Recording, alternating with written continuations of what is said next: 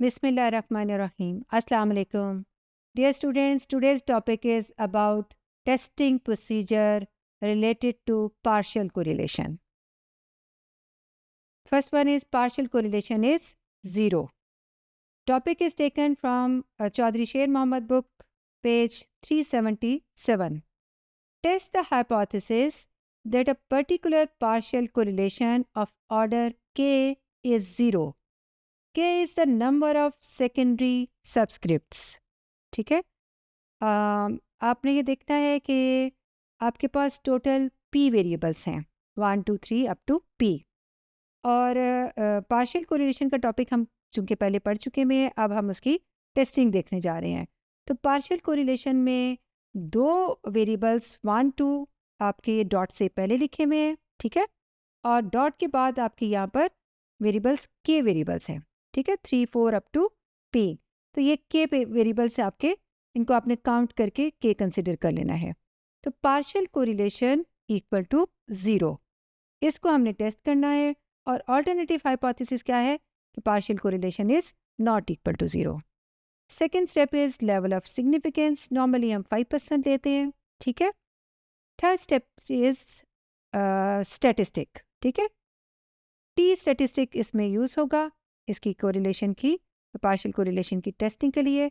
इसका एक्सप्रेशन आपके सामने ये दिया हुआ है, t is equal to partial sample correlation है आपके पास, ठीक है, आर की फॉर्म में दिया हुआ है। रो में पॉपुलेशन के लिए था, उसको हम टेस्ट कर रहे हैं, लेकिन किसकी बेस पे टेस्ट कर रहे हैं?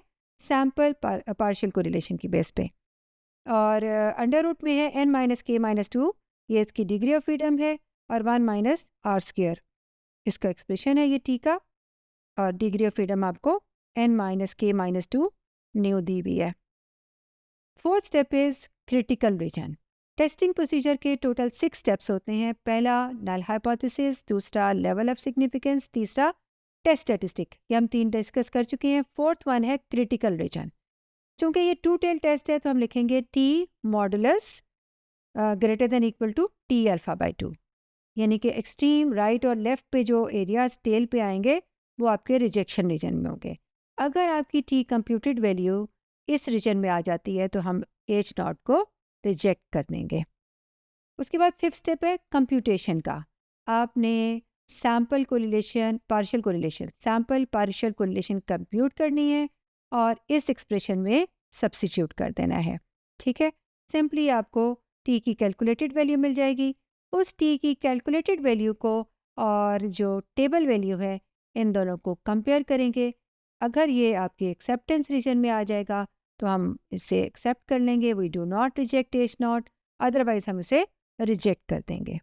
तो ये 6 स्टेप्स थे जिनको हम कैरी आउट करेंगे और उसके बाद टेस्टिंग प्रोसीजर जो है वो कंप्लीट हो जाएगा कि पार्शियल कोरिलेशन एग्जिस्ट करती है कि नहीं। अगर नहीं एग्जिस्ट करती तो इसका मतलब है वो 0 होगी, और अगर 0 है तो आपका टेस्टिंग प्रोसीजर में हाइपोथेसिस एक्सेप्ट होना चाहिए। एक्सेप्टेंस मीन कि आप पार्शियल कोरिलेशन को इक्वल टू 0 ये मान रहे हैं, ठीक है। Thank you.